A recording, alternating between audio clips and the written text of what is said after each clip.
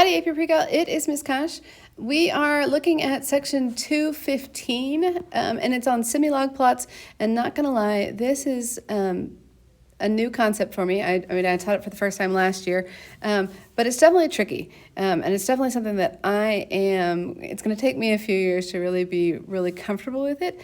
Luckily, it doesn't show up in the free response, and I can't imagine they'll put too many questions in the multiple choice, but that doesn't mean we should run away from it. So I am getting better at explaining it, and I want to show you what's happening with Desmos. So I'm in the web version because I think it'll do a little more than the app. I don't know that the testing version of Desmos will do all of this, so we'll have to figure that out. But what I'm going to do is try and give us an understanding of what a semilog plot is and why we care.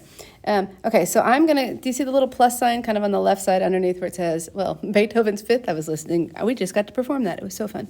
But underneath there's a little plus sign, so I'm going to hit that plus sign and hit table.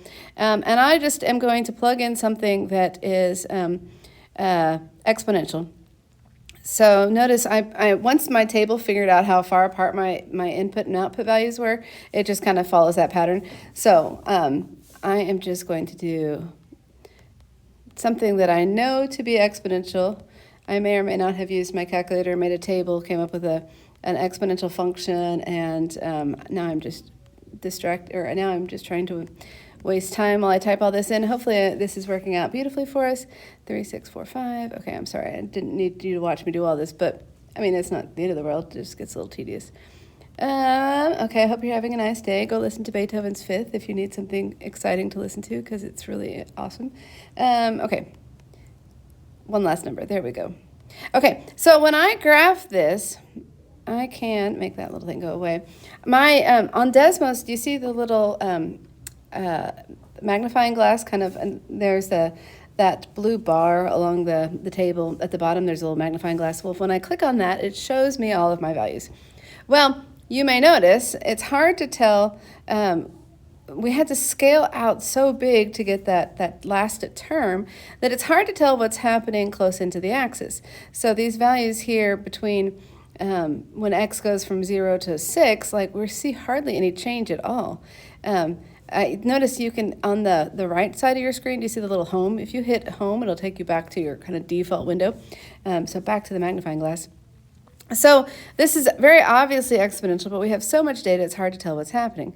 What we can do is we can hit the little gear, or the little wrench up at the top there. We can change it to, we go to more options.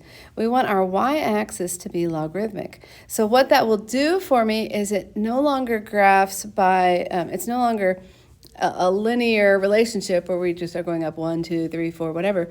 We will now go up by powers of 10, okay? And so when I hit logarithmic there, this is now what we call a semilog plot. And so in AP PreCal, you'll notice if I look at that again, I can change the x-axis to also be logarithmic, which is cool, but it's beyond the scope of AP PreCal. So they're only going to change your y-axis. But now, okay, so now notice my graph looks what shape is that? Hopefully you answered linear. Hopefully it's a line.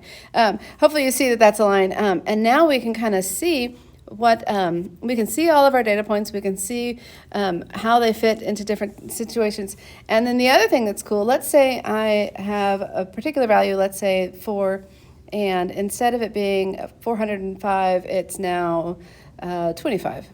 Well, okay, so you can see really quickly on my semilog plot how that diverges from the line. I don't know if diverge is the right word to use there, but it's no longer on my line. We can see that we have this one crazy outlying piece of data. But if I come back here and I change that back to linear, can you tell that my 4, that when x equals 4, our value is really weird? We can't, I mean, maybe you can kind of tell, but you can't tell.